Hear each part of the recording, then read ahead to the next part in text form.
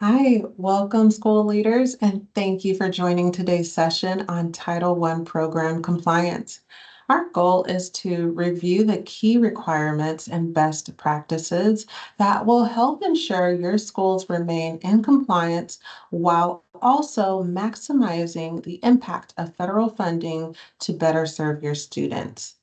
My name is Brittany Weinhold, and I serve as an education programs professional on the SPCSA school support team, where I oversee Title I, Title II, Title IV, McKinney-Vento, and foster care programs. In addition, I serve as the Federal Programs Director for Title I CREATE, supporting schools in meeting monitoring and documentation requirements for Titles 1, 2, 4, McKinney-Vento, and foster care. I've been with the SPCSA since 2020, first as the project manager for Project Aware and MTSS on the school support team, and later as part of the site evaluation and authorizing team. I've also served as a classroom teacher and school administrator. These experiences have given me a unique perspective on how federal programs, compliance, and school supports come together to strengthen outcomes for students.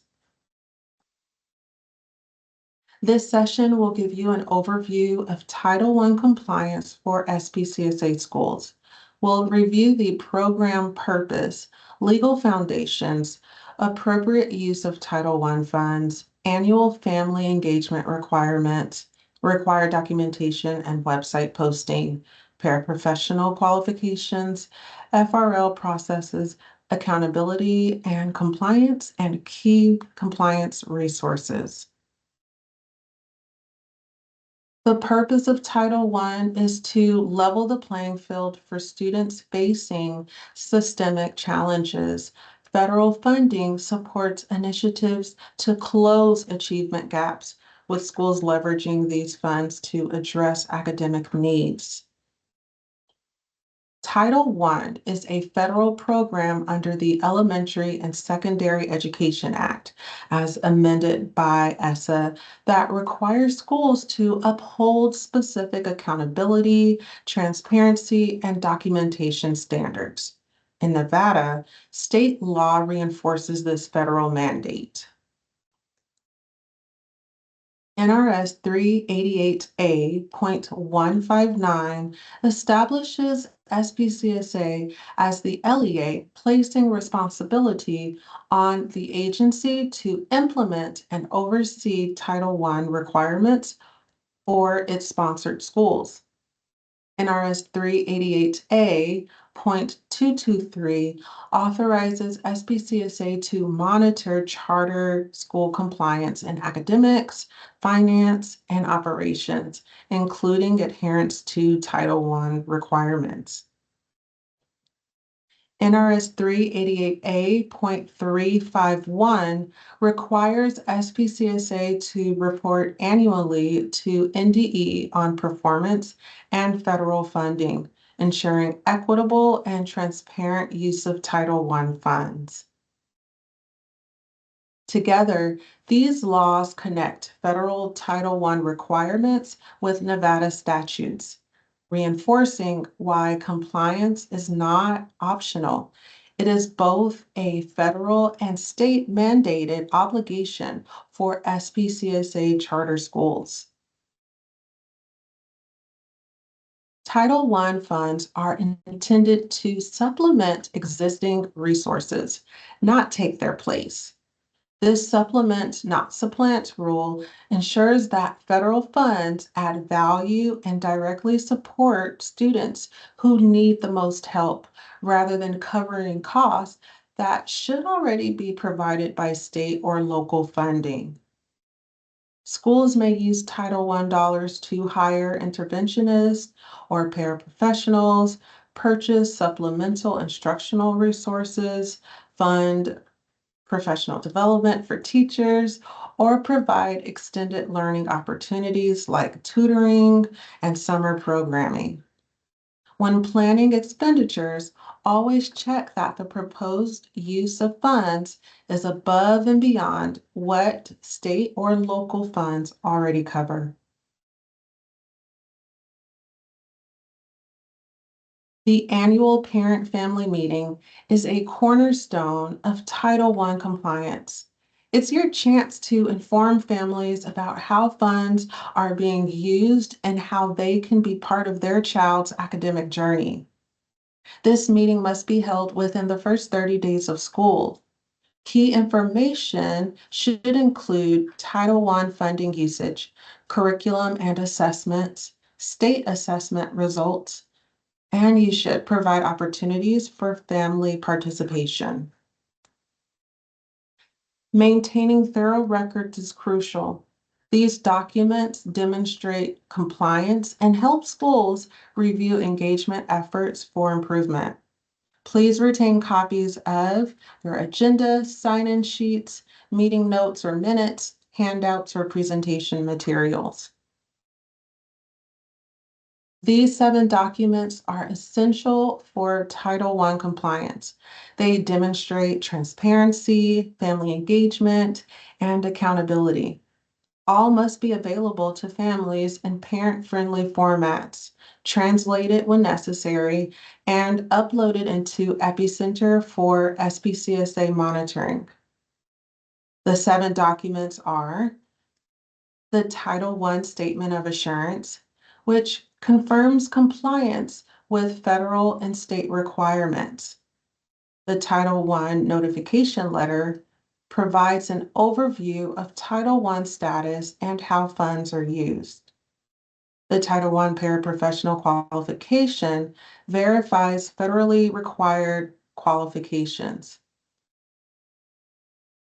The Title I Parent and Family Meeting should include your agenda, sign-in sheets, and materials from the annual meeting. The Title I Parents' Right to Know and Long-Term Substitute Notification informs families of teacher qualifications and substitute teaching over 4 weeks. The Title I School Parent Family Compact Accord is an agreement outlining shared responsibilities between families, students, and the school.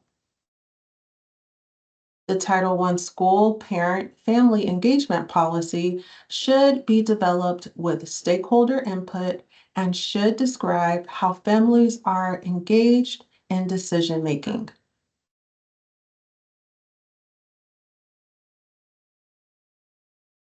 Title I funded paraprofessionals must meet these requirements. Schools must keep proof of qualification on file. They must have a high school diploma and one of 48 college credits or associate's degree or past paraprofessional assessment. Please note that Title I funded paraprofessionals may only provide instructional support under licensed teacher supervision. FRL eligibility directly impacts Title I funding and reporting. Accurate FRL reporting is essential for determining future Title I allocations. Misreporting can affect funding. Please ensure your process for determining eligibility is efficient and accessible to families. Compliance is not just about checking boxes. It's about ensuring equitable access for students. Submissions, alignment to the SPP, and transparency are all required. All schools are required to complete a school performance plan, or SPP, annually and status checks twice a year. Submit Title I Epicenter tasks on time, and review SPCSA Canvas Title I repository regularly, and maintain guidance with federal and state guidelines. The 7 required documents are due in Epicenter by October 27th, 2025. These are also the same topics reviewed during NDE's Title I CREATE desktop monitoring. For NDE's Title I CREATE desktop monitoring, deadlines vary. The 25-26 school year is due on November 27th, 2026.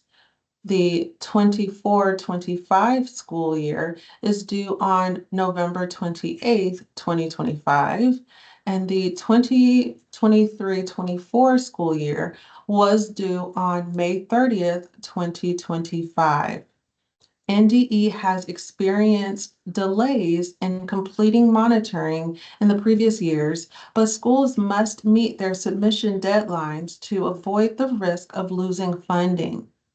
For schools new to Title I for the 25-26 school year, login details for NDE's Title I CRATE will be sent out soon in the SPCSA's weekly newsletter to school leaders. For schools that are not new to Title I with the SPCSA, if you need any help accessing your Title I CRATE account to complete monitoring for FY24 or FY25, please email me after this session. Please take advantage of the resources available to you, including NDE's Family Engagement Handbook and SPCSA templates to ensure compliance and streamline processes. Thank you for your dedication to supporting students through the Title I program. If you have any questions or need any support, please feel free to reach out to me at BrittanyWeinhold@spcsa.nb.gov. Thank you and have a great day.